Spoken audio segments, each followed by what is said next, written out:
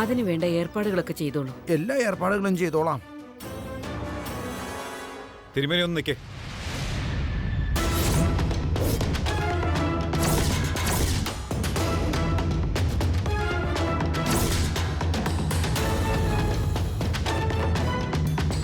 എന്തു പറ്റി മുരളീകൃഷ്ണ? അത് ഞാൻ ചോദിക്കേണ്ട ചോദ്യമല്ലേ? എന്തെവിടെ നടക്കുന്നേ? ചിറ്റി ഇപ്പോൾ വാശി പിടിച്ച് നടത്തണമെന്ന് പറയുന്ന ഈ കല്യാണം ഉണ്ടല്ലോ, അത് ജീവിതകാലം മുഴുവൻ ഒരുമിച്ച് ജീവിച്ച് സുഖദുഃഖങ്ങളെല്ലാം പങ്കുവെച്ച് ജീവിതാവസാനം വരെ കൊണ്ടുപോകേണ്ട ഒരു ബന്ധമാണത്. ഇതിപ്പോ ഒരുമാതിരി കുട്ടിക്കളി പോലെയായല്ലോ. ഒരു മുന്നറിയിപ്പില്ലാതെ പെട്ടെന്ന് തീരുമാനിക്കാൻ പറ്റുന്ന കാര്യമാണോ? ആദ്യം ഈ കല്യാണത്തിന് എല്ലാവരും മാനസികമായിട്ട് തയ്യാറെടുക്കണം.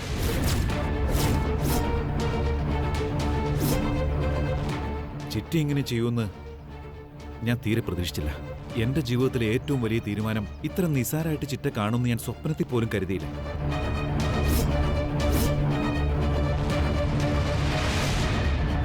കേട്ടില്ലേ ശാരദേ, ജീവിതത്തിൽ ആദ്യമായിട്ടാണ് മുരളി ഇങ്ങനെ ഒരു കാര്യം പറയുന്നത്. ചിറ്റയോട് എതിർത്ത് സംസാരിച്ചിരിക്കുന്നത്. നീ ഇപ്പം കണ്ടോ ഇതിനെ മറികടക്കാൻ അവള് കളിക്കാൻ പോകുന്ന നാടകം. എന്താ ഒന്നും മിണ്ടാത്തത്? ചോദിച്ചത് കേട്ടില്ലേ? ചിറ്റയ്ക്ക് എന്നോട് ഉത്തരം പറയാൻ പറ്റുന്നില്ല അല്ലേ? ഒന്നും മിണ്ടാതെ പോയാൽ എങ്ങനെയാ ചിറ്റേ?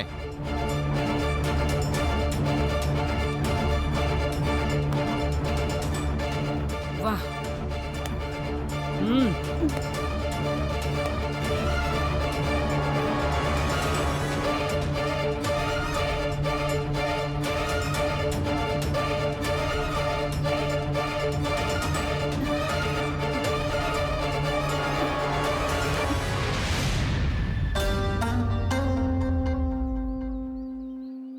ഈ നാട്ടുകാരുടെ മുന്നിൽ വച്ച് എന്റെ അനിയനോട് ഞാൻ കൈകൂപ്പി മാപ്പ് പറയാ. ചേച്ചി, എന്താ ചേച്ചി ഇത്? ഇനി നിന്റെ മകളുടെ കല്യാണം നടക്കില്ല സുകുമാര.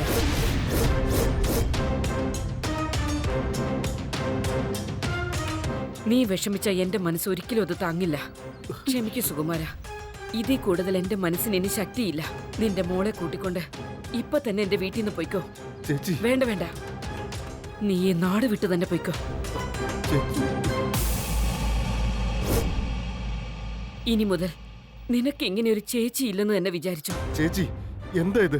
എന്തൊക്കെയാ വിളിച്ചു പറയുന്നത്? നീ എന്നോട് ക്ഷമിക്ക. അതെ സുകുമാര, ഞാൻ നിന്നെക്കാളും പ്രായത്തിൽ മൂത്തതാ. എന്നാലും ഞാൻ നിന്നോട് മാപ്പ് ചോദിക്കുക. ചേച്ചി,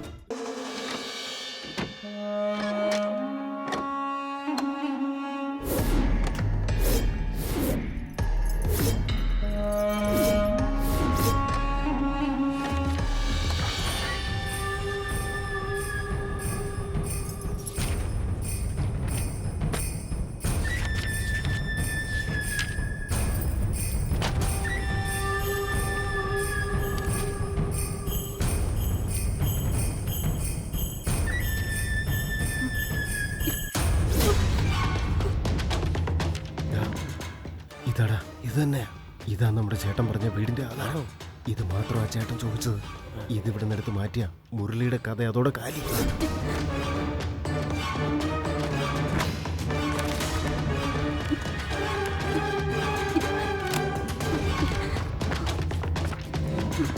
എടാ, ദേ കുറെ കാശ്.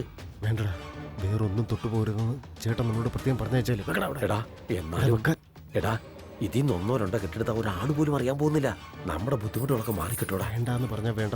ആവശ്യമില്ലാത്ത കാര്യങ്ങൾ ചെയ്യരുത്. അത് പ്രശ്നമാവും. പറയുന്ന കേൾക്ക. ഇതല്ലാതെ വേറെ ആധാരം ഉണ്ടോ എന്ന് ചെക്ക് ചെയ്യട്ടെ. നീ ഇതവിടെ വെക്കേ. ശരി ശരി. പറഞ്ഞു കേട്ടില്ല, വെക്കടാ.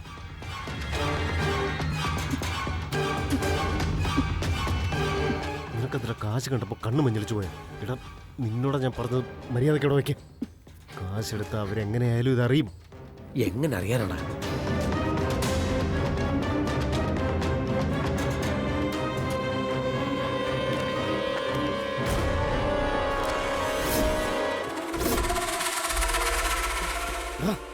ഇവിടെ വെച്ച ആധാരം കാണുന്നില്ലടാ. അതിവിടെ പോയി. എവിടെയാണ് കൊണ്ടുവച്ചത്? ശരിക്കും അവിടെ നോക്കണം. ഇതിനടുത്ത് നോക്ക്. നീ ഇവിടെയായിരുന്നു വെച്ചത്? ഞാൻ ഇവിടെയാ വെച്ചത്. ഇവിടെ ഞാൻ ഇവിടെ വെച്ച സാധനം ആരും എടുത്തോണ്ട് പോയത്. പുറത്തുനിന്ന് സൗണ്ട് കേൾക്കുന്നുണ്ട്. വാ നോക്കാം. നോക്കാം. പിടിക്കണോ? നില്ലെടി അവിടെ. ഒരു കുട്ടി അവിടെ നിൽക്കാൻ. നീ നിൽക്കടി. നീ അവിടെ നിൽക്കാൻ. എന്താ മണിക്കുട്ടി ഇത്? ഞങ്ങളെല്ലാവരും നിനക്കൊന്നും വരല്ലേ എന്ന് പ്രാർത്ഥിച്ചുകൊണ്ടിരിക്കുക. ആ സമയത്ത് നീ ഞങ്ങളെ ഓർത്ത് സങ്കടപ്പെടുക. എന്റെ കാര്യങ്ങളൊക്കെ നോക്കാൻ ഇവിടെ ഇത്രയും പേരും എനിക്ക് ചുറ്റും ഉണ്ടല്ലോ. അപ്പൊ എനിക്ക് നിങ്ങളെ പറ്റി വിഷമം ഉണ്ടാവില്ലേ? എന്റെ മുരളിയേട്ടനെയും എന്റെ കുടുംബക്കാരെല്ലാവരെയും ആ ഭഗവതി ഒരു ആപത്തും വരാതെ നോക്കിക്കോളും. അത് ശരിയായിരിക്കാം. ഞങ്ങളെല്ലാവരെയും കാത്തു പരിപാലിക്കുന്ന ആ ദേവി എന്തുകൊണ്ടാ നിന്നെ മാത്രം ഇങ്ങനെ പരീക്ഷിക്കുന്നതെന്ന് മനസ്സിലാവുന്നില്ല. ഈ നിമിഷം ആ ഭഗവതി എന്നെ വിളിച്ചാ പോലും സന്തോഷത്തോടെ മരിക്കാൻ ഞാൻ തയ്യാറാ മുരളിയേട്ടാ. എന്താ ഈ പറയുന്നേ? ഇപ്പോഴും എനിക്ക് പേടിയൊന്നുമില്ല. ദയവ് ചെയ്ത് നീ ഇങ്ങനത്തെ കാര്യങ്ങൾ സംസാരിക്കാതിരിക്കേ. അന്ന് ഞാൻ പറഞ്ഞതല്ലേ, ഇപ്പൊ അധികം സംസാരിക്കാതെ റെസ്റ്റ് എടുക്ക. മനസ്സിലായല്ലോ? അമ്മായി ഇങ്ങനെ കരയാതിരിക്കേ. ഡോക്ടർ വരുന്നുണ്ട്, എല്ലാരും ഒന്ന് പുറത്തിറങ്ങി നിൽക്കണം. നമ്മൾ പുറത്ത് നിൽക്കാൻ മോളെ, സൂക്ഷിക്കണം.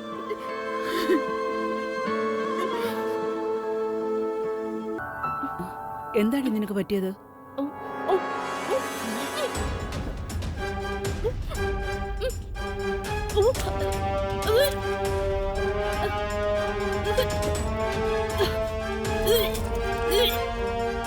ഇവക്ക് ഇപ്പൊ എന്താ പറ്റിയത്?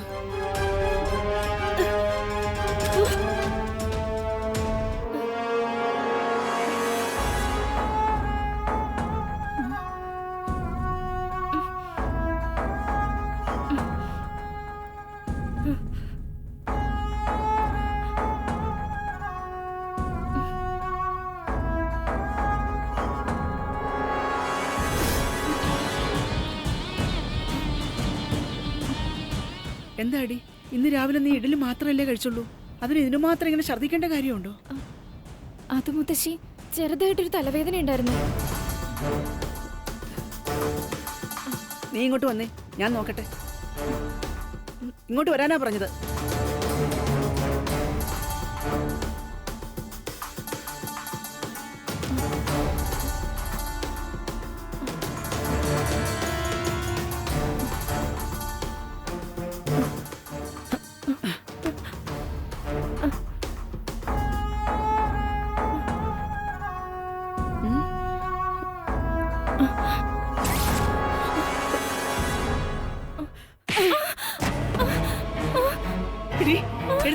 എഴുന്നേക്കടി. ആരടി അവൻ? പറയടി, ആരാന്നാ ചോദിച്ചത്? മര്യാദക്ക് പറയുന്ന നല്ലത്. അല്ല ഞാൻ നിന്നെ കൊല്ലും. പറയടി, പറയാൻ, പറ.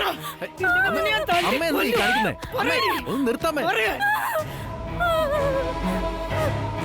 എന്ത് കാര്യത്തിന് അമ്മ ഇവിടെ ഇങ്ങനെ തല്ലുന്നേ? പിന്നെ തല്ലാണ്ട് ഞാൻ ഇവിടെ തലയെ വെച്ച് പൂജിക്കാം. ഇവിടെ ചെയ്യുമ്പോ തോന്നിയാസം ഉണ്ടല്ലോ, അമ്മേ, അതിനുള്ള വെട്ടി കുഴിച്ചിടുക. ഒന്ന് സമാധാനപ്പെടമ്മേ. പഠിച്ചു പറയാൻ നിൽക്കുക ഇവിടെ.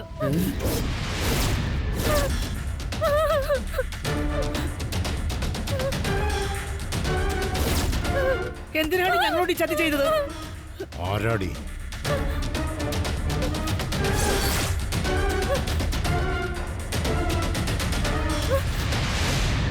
മഹേഷ്, ആ നീലാംബരിയുടെ മകനാണോ? പറയടി, നീലാംബരിയുടെ മകനാണോന്ന്. അതെ മുത്തശ്ശ. എന്ത് കണ്ടിട്ടാണ് നീ ഇറങ്ങി പുറപ്പെട്ടിരിക്കുന്നത്? കുടുംബത്തിന്റെ മാനം കളയാൻ വേണ്ടി വല്ലവനെ കൊച്ചിനെ വയറ്റി കൊണ്ട് നടക്കുന്നു. പോയി ചത്തുകൂടി. ആ കുടുംബത്തിനെ തന്നെ ഞങ്ങൾ ഇല്ലാതാക്കാൻ നോക്കുമ്പോ നീ അവിടുത്തെ കൊച്ചിനെ തന്നെ വയറ്റിക്കൊണ്ട് നടക്കാനോടി. വാടി, ഇപ്പൊ തന്നെ അതിനെ ഇല്ലാണ്ടാക്കണം. അങ്ങനെയൊന്നും പറയല്ലേ. എന്റെ ആഗ്രഹം ഈ രണ്ട് കുടുംബങ്ങളും ഒന്നാവണമെന്നാ.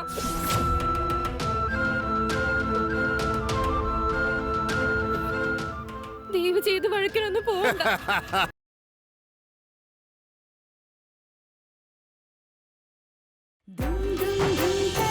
മഹേഷിന് കിട്ടാനുള്ള സ്വത്ത് വിഭജിച്ചു കൊടുക്കണം. മഹേഷിന്റെ പേരിൽ സ്വത്ത് എഴുതി വെച്ചാ പിന്നെ ഞങ്ങൾ എന്തിനീ കല്യാണത്തിനെതിരെ നിൽക്കണം? ആദ്യം സ്വത്ത് നമ്മുടെ കയ്യിൽ വരട്ടെ. അതിനുശേഷം ആ പെണ്ണ് കല നമ്മുടെ വീട്ടിൽ ജീവിക്കണോ വേണ്ടയോ എന്നുള്ളത് ഞാൻ തീരുമാനിക്കും. അത് പൗർണമിയെയും അവളുടെ അമ്മയെയും മുത്തശ്ശിയും ഒന്നും ഹോസ്പിറ്റലിൽ കാണുന്നില്ല. ശ്വേതയ്ക്ക് പൗർണമിയെ ഇഷ്ടമല്ല, അതുകൊണ്ട് എനിക്ക് ശ്വേത ഇഷ്ടമല്ല. മുരളി, ഒരു കാര്യം പറയട്ടെ, നീ അവരെ പുറത്ത് തെരഞ്ഞിട്ട് ഒരു കാര്യമില്ല. സ്വന്തം വീട്ടിലുള്ള ആൾക്കാരോട് പോയി ചോദിച്ചു നോക്കുക, അപ്പം നിനക്ക് മനസ്സിലാവും അവരെവിടെയാണെന്ന്. എനിക്കിതിൽ വിശ്വാസമില്ല. എന്നാലും നീ ഇത്രയൊക്കെ പറഞ്ഞതല്ലേ, ഞാനൊന്ന് ചോദിച്ചു നോക്കാം.